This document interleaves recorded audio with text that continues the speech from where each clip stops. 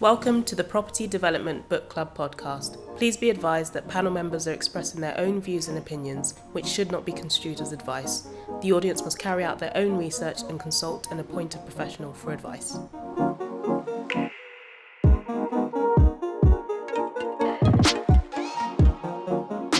You're tuning into the Property Development Book, and today we are talking about modern methods of construction, and I'm joined by an amazing group of professionals. I'm ADEWOLE, I'm your host today, and I hope you enjoy this conversation.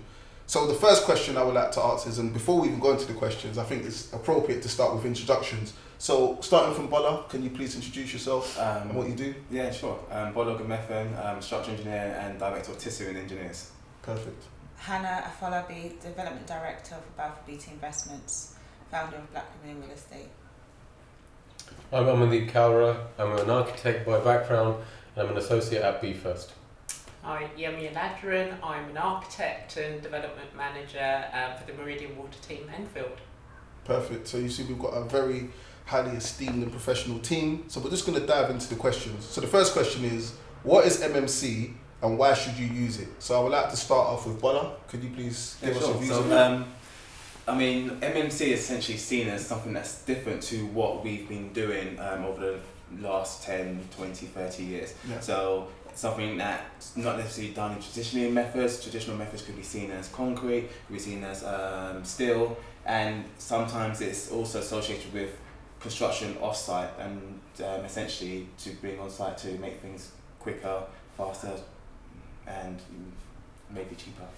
Maybe cheaper. We're going to dive into that. So just for everyone's information, MMC stands for Modern Methods of Construction, and I'm now going to pass the baton on to Amandeep to give his explanation of what is MMC and why should we use it. So I'll just build on that. So it's about improvements both off-site and on-site. And Homes England define it under 7 categories, and I'm not going to list out each one, but I would give the ones that are most commonly used. So you've got category 1, which is about volumetric off-site construction, and that people could refer to as pods that come on lorries and effectively So hotels or student accommodation or things like that. Yeah. And they're kind of both the primary structure, but often the interior finish is all brought together on site as a product. Yeah.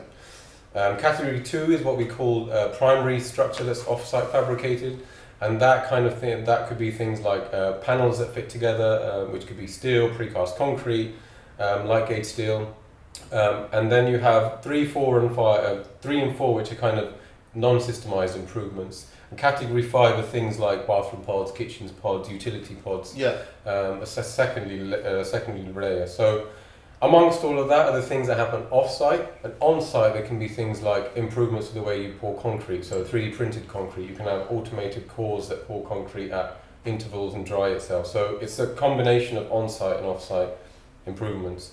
Your point was also, ADEWOLE, about why. Yeah. And I think that is the biggest question every client needs to ask themselves before they go on this MMC journey. Because a lot of people, when they start with technology, they see technology as the answer, but they don't know what the question is that they're asking. Is it because they want to make their buildings cheaper? Is it because they want to improve quality? Or is it because they want to tackle the climate change and climate crisis through improving sustainable methods of construction?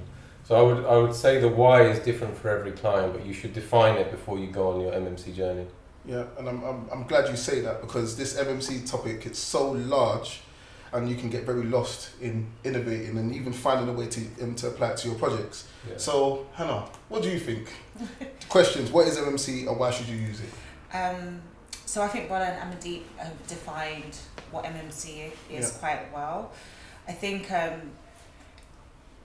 why it should be used is a very easy answer, but fundamentally it's about speed. So can you deliver quicker? Yes. Mm-hmm.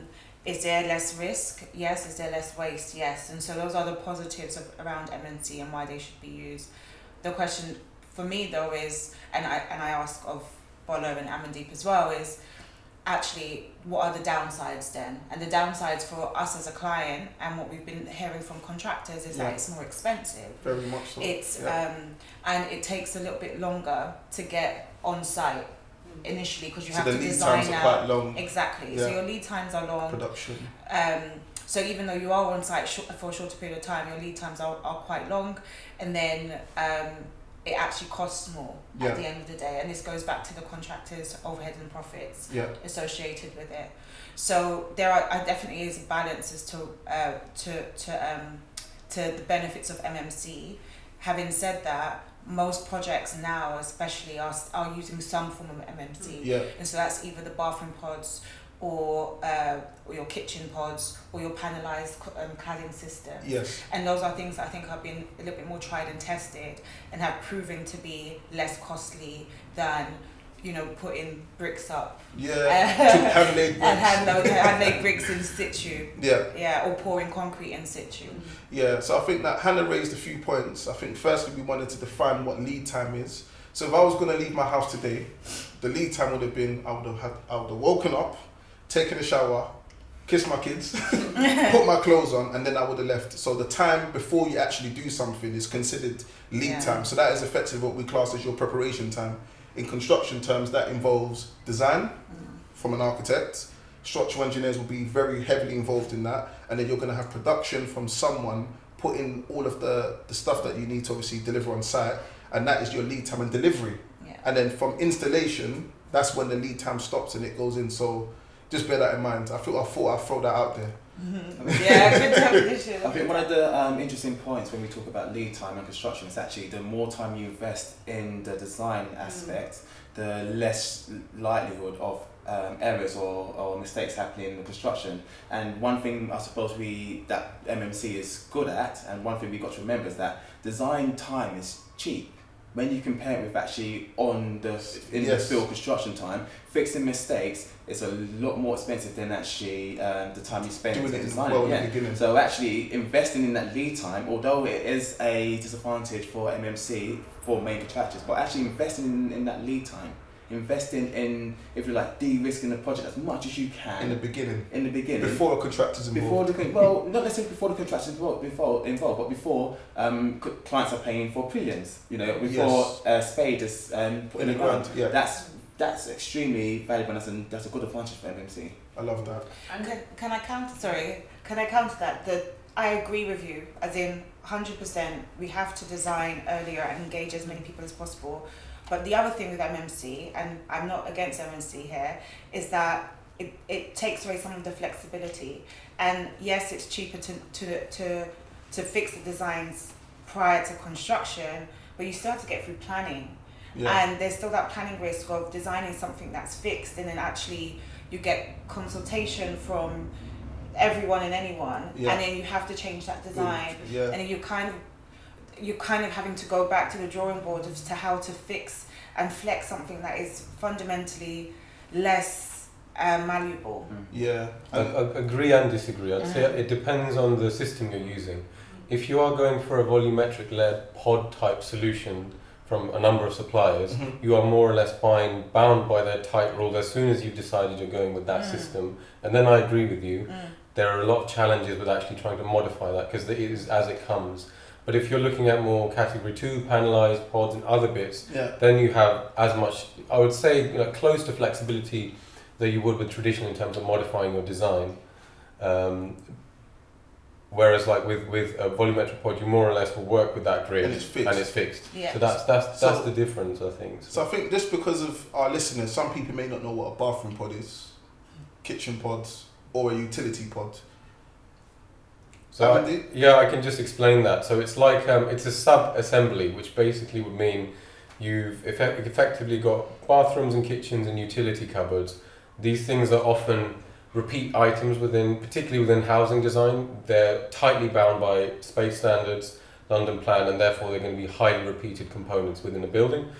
And when they come as pod, there's effectively manufacturers and suppliers create the full assembly of a bathroom, which includes fitting out all of the tiles, the bathroom itself, toilets, the cistern, the sink, the tiling, the finishing, and all the pipe work, and then a secondary structure, which is a sort of steel structure that contains all of that, so that it's effectively ready to be picked up from a factory onto a truck which takes it to site and then it's craned into the position it needs to be. Yeah, so I went to a development recent. I think it was maybe 6-7 months ago, and you never guess what? It was a concrete frame building. Yeah. And I walked in and I had my hard hat on, and I walked into a fully functional bathroom. Yeah. It just felt weird. From the outside, it's probably like got rusty doors and rusty you go in, you're like, oh, the lights are new. So would you mind if I take us maybe just zooming out a little bit in a slightly different direction? Is that often we talk about modern methods of construction as if it's all new. But of course, we've been here, done it before. So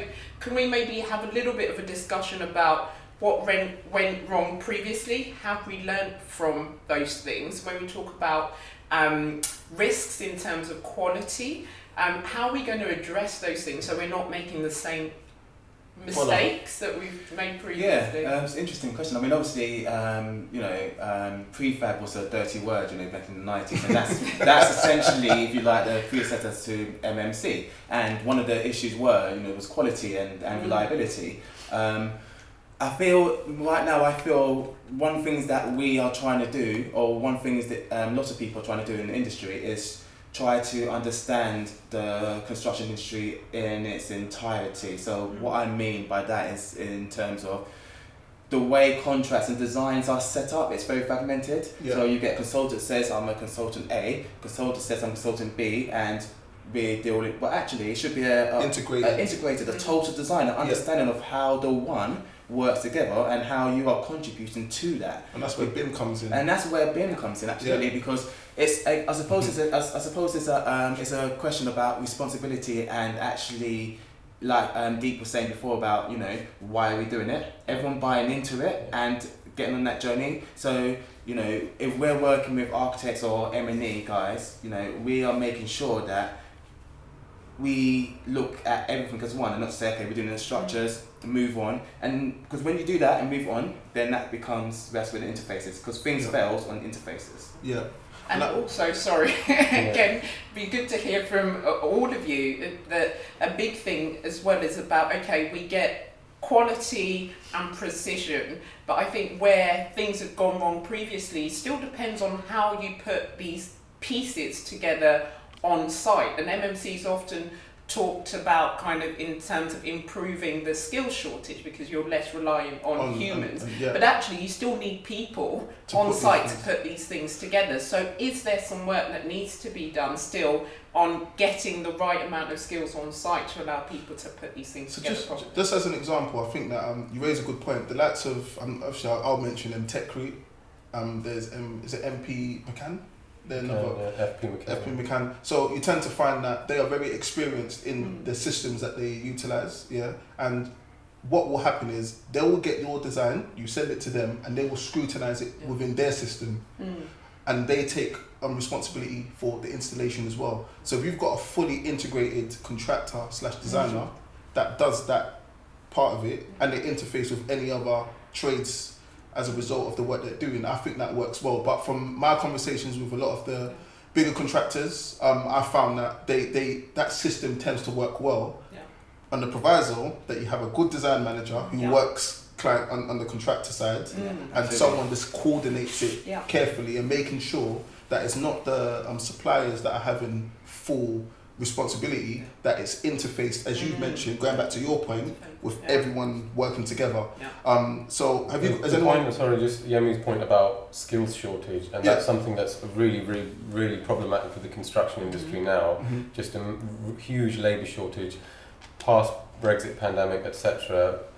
We just don't have as many people coming into the professional construction industry because it's not now seen as what it was before. A lot of construction skills now are not the kind of artistic craft kind of idea of a bricklayer or a carpenter used to be. And actually the more and more we are making construction mechanical and computerized, what you're leaving to labour is more assembly. And I think that's not a bad thing. What it means is actually you can have skilled labour that work within good conditions within a factory, but when you put things together on site, you can really use local labour that are trained to almost put things together, because actually the systems are so simple.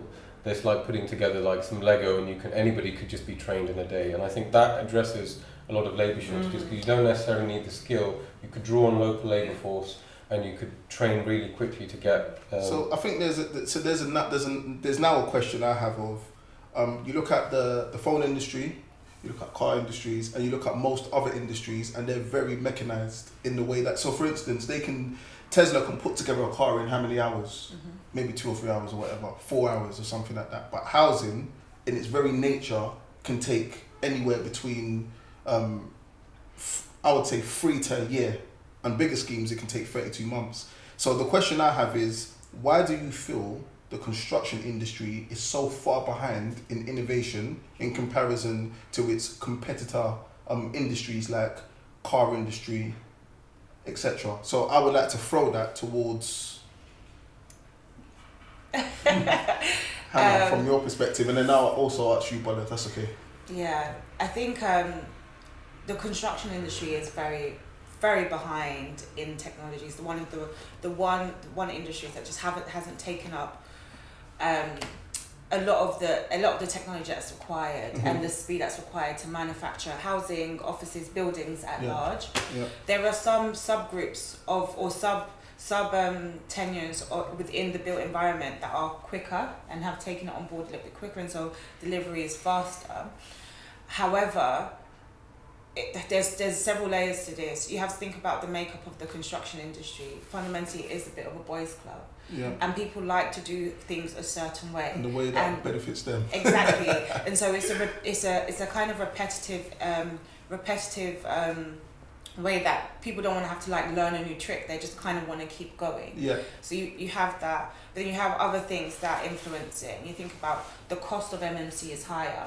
And so for a client, they don't want their construction price to go up, and the contractor wants to make as much money as possible off the project. So they're going to maintain the status quo that enables them to keep making their money and still satisfy their client. Yeah, I like that.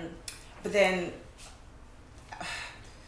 it's really difficult because fundamentally we have this shortage. There's this push for innovation. We keep talking about how BIM and other technologies can help improve construction and delivery of homes, where we have a housing crisis, and all of these things should be an incentive enough to push people towards using more innovative things. And we talk about innovation as prop tech or construction tech, and all it is really is a digitized form of like flashing a projector onto the wall. Do you know what I mean? Like when we're talking about it, we're not talking about mechanizing the whole system. And so we've just got a mentality that's so behind the times that we need to unlock certain things. And I think speaking about this before, there has to be an incentive for construction to change. Yeah. There has to be an incentive for developers to push the contractors to change and deliver the way that something. they deliver. Exactly. Because you raise a good point there around developers pushing their subcontractors. Yeah. If you've got a main contractor and subcontractors, some of the subcontractors may not have the resources to be able to innovate. And that is a totally different question, which I'm sure we're going to come to shortly. But I'm going to back it over to Bola. I think you basically touched it and you hit the nail on the head. I think for me, the question is that, when consultants are delivering projects, they've got to take a lot of risks, so they want to do things the way they know how to do it. Make sure they hit the time program, because otherwise the risk of failure can be quite huge. So I see the industry should be going in a direction of more research and development, in a sense of creating that feedback loop, because at the moment, for me, I'm always keen on understanding the process from initial stage through to construction, and finding out what worked well, what didn't work well, because that information is golden for you to feed back into the next loop. And it'll be interesting to see if there's many clients out there who would like to share that burden, in the sense of when it comes to research and development. So you talked about the car industry and the phone industry. They have put a huge amount of money and capital into research, but then they're slightly different because they get to keep the IP. Whereas for construction, slightly different. Clients don't necessarily get to keep it because it's moving on to another project. But that's essentially what we want to try to, if you like, encourage more of the feedback loop. If we can't do the research, then encourage people to understand how their designs has gone, get that knowledge, because that's golden for the next process or the next phase. Thanks for watching. Make sure you like, share and subscribe. I'm ADEMOLAKE, founder at ALADERUN, which specialises in property development and development management. We are sponsoring the first season of the Property Development Book Club podcast, which will be out on all platforms soon. So my thinking on why the construction industry is falling behind on innovation is because we're trying to solve today's problems with the same thinking that we used to make those problems to begin with.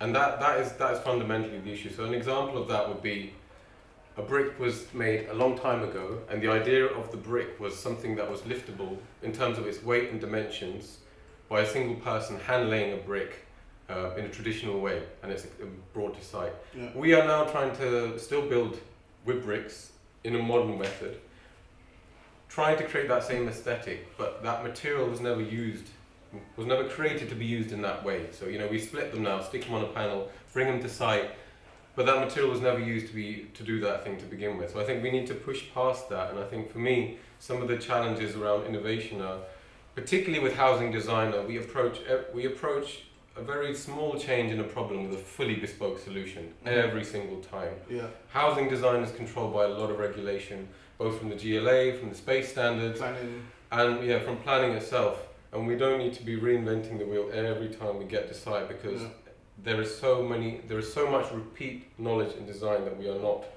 reusing and learning from every single time. So for me, it's about how do we these pockets of research that have developed independently, how do you put that together to actually start to innovate? And that's where we're lacking. We're kind of creating these isolated bit of research projects, and we need to bring that together, led by the client, but shared by the rest of the team.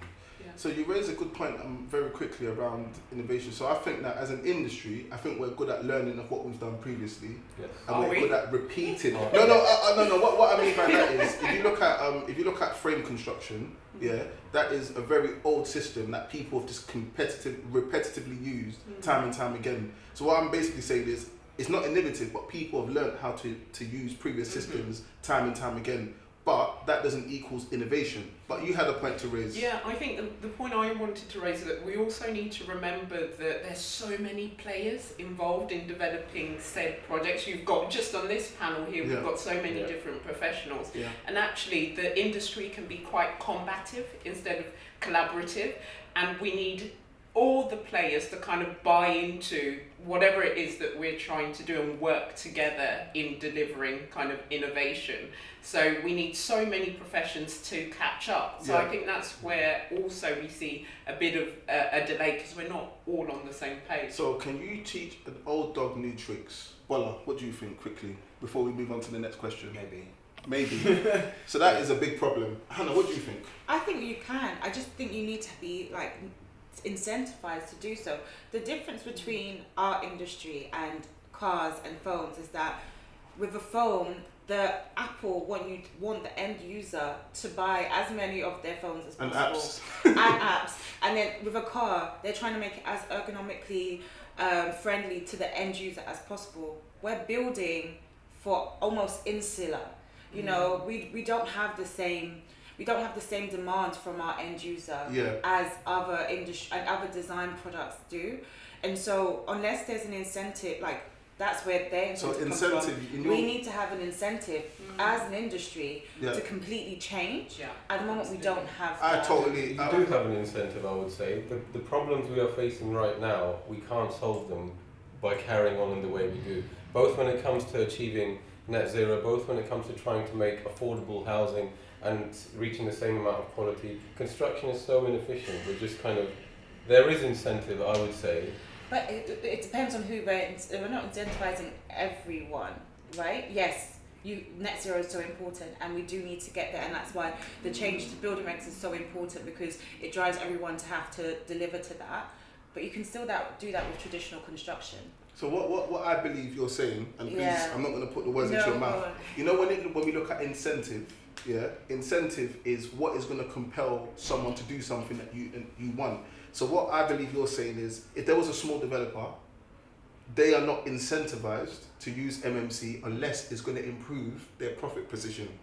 They're not going to. There might be some, like when we look at social value, when we look at the whole bigger picture around sustainability, that stuff may not mean as much to a smaller developer as it will be to a publicly quoted building contractor or housing developer. So what I believe you're saying is that incentive, the incentive may not only be financial, it could be various other things, but it needs to touch every single person. Exactly. But going back to that question, can you teach an old dog new tricks? What do you think? I think we can, but I get weary of points about incentivization. I feel like a lot of the private sector looks to the public sector here to be the ones leading the way, and being the ones that either does it in two ways, either provides huge wads of funding, which Homes England, GLA are doing, or use the stick approach and said, well, you must have 50% PMV in your projects, otherwise you're not going to be able to get planning permission. And I like the fact you say that around the public sector, with them being the enablers. Yes. However, Hannah's got an opinion. So I'm just going to say on this stick. Yes, use a stick. I mean, that's the only thing. That's the only way things get done. Like stick and incentive. Stick and carrot and a stick. Sometimes you've got to force things to happen. Absolutely. Like the building regs is a very clear example of things that are forced to improve the quality of our homes and the buildings and the environment. Definitely. Like force it. I think the stick is more important for me because the stick is what's supposed to bring, and what building regs have been right now.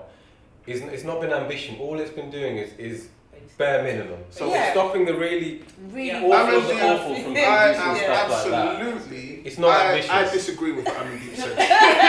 Even as the host. Even as the host. Go disagree. No, the reason I disagree is because innovation cannot stem from a stick approach. The most creative people formed innovation from something that happened within them. And that spurred them to do the most excellent things. So what I think is in buildings, I feel that, as an example, I believe that the public sector can create a framework that will enable, and I'm not disagreeing with that, but I don't think that the rules and regulations element of it, I think that it needs to come from within. And it needs to come from individuals trying to solve a problem. So I agree with you 100%, but not everyone in the industry can be innovative. So you have your innovation hub, the first steppers, let's say, and then everyone else has to follow. For everyone to follow, because you do have those people who are doing MMC, who are being innovative, but for everyone else to follow and to do it at a slightly higher premium and a lower profit, something has to happen. Something has to give. Something has to happen, and I think there is the innovation and all the So stick. do you want? Have you got a response to what I'm saying? What I just said about the stick was what we're saying. I think I agree with Hannah. The stick is about the bare minimum. It's not telling those people you're going to suddenly go from there to that. It's really stopping the creme, like people from building things that are maybe not safe or low quality. But what we're saying is, firstly, that's not ambitious enough to raise up. Because all a lot of people are doing right now is just doing the bare minimum that needs to be done. And they're not raising the bar. Because for them, anything above that is cost. And that cost they can't realise because I would like to ask YEMI that question. Around incentive and that question that we asked just now. I strongly feel I think we kind of all agree, but I strongly believe that people look at building regs as, even though it's meant to be the minimum, people look at it as the maximum they need to provide. We're gonna segue from that question, and the question is, I'm gonna try and remember my chain of thought, but the question is, can you teach an old dog new tricks? Of course you can, but there needs to be a reason why people do things differently from what they're accustomed to doing. So in conclusion to that one, I'm just going to mention that, just going from what Hannah said, I like the fact that you said incentives. You mentioned the stick, which is regulation. F-class sticks, and incentive is financial return or whatever form of return. So I feel that to change anything, you need a bit of both. So I don't disagree with what you're saying 100%, 50% if I do. So it is a 50-50 thing. So I think that we're now going to move into like something that is very important to us all, and is, how do you design with MMC in mind? So how do you design with modern methods of construction in mind? So I would like to start off with Hannah. Okay. And please answer that, and then I'll ask BOLA, and then you can have an opinion, and you can as well, please. So go ahead. So when you're designing for MMC in mind, you have to decide which type of MMC you're going to do. Yeah. So obviously AMANDEEP's giving you the 7 different categories. Yeah. If you are intending to do a fully volumetric scheme, you have to know from the very beginning, because all of your units have to be slightly bigger. Because when you're designing with that in mind, you have effectively pods, and then your internal or your external lying party walls would have to be double the thickness. And so your GEA is slightly larger, and your GEA, your gross external area, is slightly larger, and your NIA, net internal area, your net internal area kind of slightly goes up to help make up for all of the additional walls that you have to put in. Yeah. If you're doing a panelized system, you don't necessarily have that same issue of a full volumetric, but you still have to create enough space. So you have to consider exact sizing of your bathroom, your piping through the building, where you put your metering to access that, because there's now a new regulation around people having access to their meters. Then you have to also consider how that feeds in everywhere. If you're just doing, if you're doing more of an external MMC and panelized system, you have a little bit more flexibility in the process, so you can wait till later on down the line, and then engage with a cladding specialist and to design your elevation. And at what stage in the Reba stages, in your opinion, do you think that this whole design involvement needs to take place? Well, if you're doing full volumetric and panelized system, it has to be from stage 1. So when I on one of my projects, we looked at it literally at stage 1, because all of your units, all your units effectively have to be similar, because you have to have enough. You have to maximize the efficiency, so that when you go out to order, it actually works out slightly cheaper. Yeah. So I wanted to just quickly ask a question for Amandeep, and this as the architect in the group, and the architects. Reba has a number of different stages. So I don't know if you want to take us from Reba stages 0 to 3, just as a general point. Yeah, we could. Between you. All right. Well, let me do 0 to 3. So, stage 0, which a lot of people don't talk about and designers often don't get involved in, is the strategic brief. So this is a really important part where actually you have a lot of those MMC conversations. Is this site appropriate for MMC? What are the benefits doing it? Which system should we use? So that's very early, defining the brief. No designs taking place. No design. This is the client getting their ducks in a row, and it might be that you have designers or engineers involved at that stage. Often not. And stages 1 to 2. So stages 1 is coming up with a concept, really high level, feasibility, capacity, understanding kind of what can be done with that site, understanding the constraints, the services, below ground services, planning requirements, etc. Stage 2, you start to develop those ideas. You probably have had some more pre-application conversation with the planners.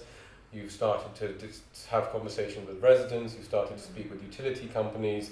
You start to grow the size of your design team. So you probably have potentially engineers on at this stage. And I would come back to the MMC point of actually you want engineers way further, much earlier when it comes to this type of procurement. And then stage 3 is kind of develop design, and you're often going into planning at stage 3, and others go. You're submitting the planning, and you've got to tender at that point. Some people go further, but we're not going to go into the full stages.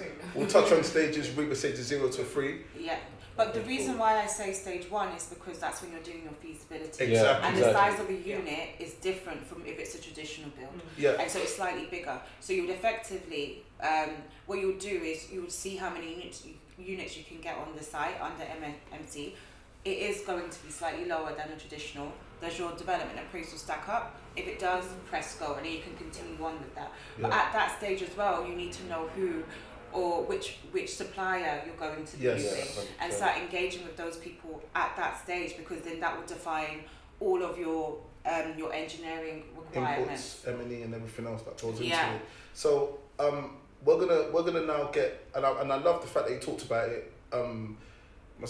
Hannah mentioned around development appraisals. Development appraisals is what myself, Hannah, as well as YEMI will be carrying out, and that is just a calculation of the profitability of your project. Public sector do it one way, which we'll talk about in another podcast. Private sector do it in another, which we'll talk about. But I thought I'd just give you a bit of information as to what that is. So the reason why this is a very important point is all of these conversations feed into what is a development appraisal. And a development appraisal is just running the numbers to make sure it's profitable, and we do that through this stage. And this is why this conversation is so important. So I would like to then move over to BOLA to ask, how do you design with MMC in mind? Good question. I mean, I think what's been said so far is pretty much what I would agree with. But to add to that, I feel that people who are designing MMC products need to understand what it would look like. So I would encourage all consultants to go to factories. Yes, I love that. Yeah. Jump into them and understand their systems, because if you can understand one factory system or one contractor system, understand another contractor system, you've got so much value to add at the early stage. Yes. Because that doesn't necessarily close the market for your client, okay? Because although you should have a specialist at early stage, that specialist doesn't need to be a contractor. It can be a consultant who is au fait with all the different systems. Correct, yeah. So, and then again, I agree with what was said previously about get engineers in the appraisal as soon as possible. Yeah, and I really appreciate that. And what you've heard today, you've heard Hannah talk about it from a developer's point of view. You've had BOLA talk about it from a development, from an engineering point of view, and that point around getting your consultants, and I'm speaking directly to quantity surveyors, architects, structural engineers. Don't just give your clients, oh, we think it could work. Speak to your suppliers, speak to Techcrete, speak to FP McCann, speak to whoever you can that can just give you a solution, and then you can understand the realms and what you effectively need to design to achieve what we want as clients. So this then leads on to this point around early contractual engagement, as you just mentioned. And I want to now ask this question. I will first ask it to both of yourselves from a public point of view, and I'll ask Hannah. So this question is, what are the procurement challenges between the public and private sector? So in short, public sector is councils, housing associations, government entities, and those, that's what our class is, public sector. Private sector is your private developer. It could be someone that's a PLC, etc., the likes of Balfour Beatty Investments, or the company that Hannah works for. So can I first ask you that question, if that's all right, please? So I think fundamentally what you're trying to do with MMC, as Bola was saying, is get closer to the supply chain. Bring the systems and the manufacturing data from right at the end of the process to the designers, to the QSs, and to the developers. And the next layer of that is actually forging relationships to do that. Forging relationships so that those MMC suppliers get an understanding of demand that is likely to come so that they can innovate. If you want to foster a relationship like that, that completely clashes with how you procure in the public sector, right? Yes. Because in the public sector, it's all about openness. It's all about actually maximizing the availability of who you can go out to. Yeah. So, and you're also bound by public procurement rules. And it's public contract regulations, I believe it's 2015. You have to competitively tender, and you can't just engage with one person, you have to do it openly. So I might absolutely want to work with XXX supplier because I've seen them do fantastic work, and I want to pick up the phone and call them and say, can you work with me on this next project, and I've got a pipeline coming up for you. I can't do that. Yes. If I'm trying to create a relationship with them so they can innovate, I have to do it through an open system where I three suppliers. Or a framework. And I think that is the biggest challenge that we have as a public sector organisation, because we know we have to make that relationship, we know we have to give commitment for demand, but we can't do that without having a more open way of procuring. Whereas I think Hannah could pick up the phone and call XYZ. So I need it done today. And same thing with designers. You could be like, I liked working with you last time, can you start tomorrow on a project? Yes. So yes, in theory, that's actually what I have that flexibility to be able to say, okay, actually I would prefer to work with that person. However, I do think there's prudency in doing a tender just to test the market and make sure that actually you're getting the best value. So yes, I can do that, but typically I would also test the market. Yes. But I get the option as to who I choose based on what I like. And it's good business practice to test the market. Absolutely. I think that it doesn't matter if you're public or private, you should always go out and get at least 3 quotes. Yeah. And you need to market test it, because the unfortunate thing is, and I'm not going to mince my word in this, if you speak to 3 different people, there might be 3 different outlooks to whatever the solution is, and you can benefit from 2 other points of views. And I think this is the beauty of going out and competitively tendering, because you get different ideas that you can maybe utilize. So I think this is the beauty of when I talk about innovation, it's about sharing information, it's about doing things better. That's one thing you do get in the construction industry. You get people thinking about issues, trying to solve these issues, and then you can cross-fertilize it to other areas. So, did you just hear that? It's a grenade. The grenade is coming. Let's go. So, so the grenade. Paula's like, What? I don't want to look around like, what's that? What's going on? Edit this out. No, it's not. Don't edit it out. It's good. So the question is, does MMC hinder design and creativity? So we're just gonna, let's just be honest. Does it? Yes or no? Yes. No. Yes. Depends. Architects And always I say depends. answer that way. If you ask me, ADEWOLE, I want you to design a landmark gallery in central London, Yes. I will say absolutely yes. But if you tell me I've got a regular plot of land and I want housing design, I would say no. And if actually it could do the opposite. It could foster really good creativity. So in terms of a vote, you said yes, yes. You said no, No. and then you said maybe. So it looks like it's a yes, but in my personal opinion, ladies and gentlemen, yeah, function follows. Full follows. No.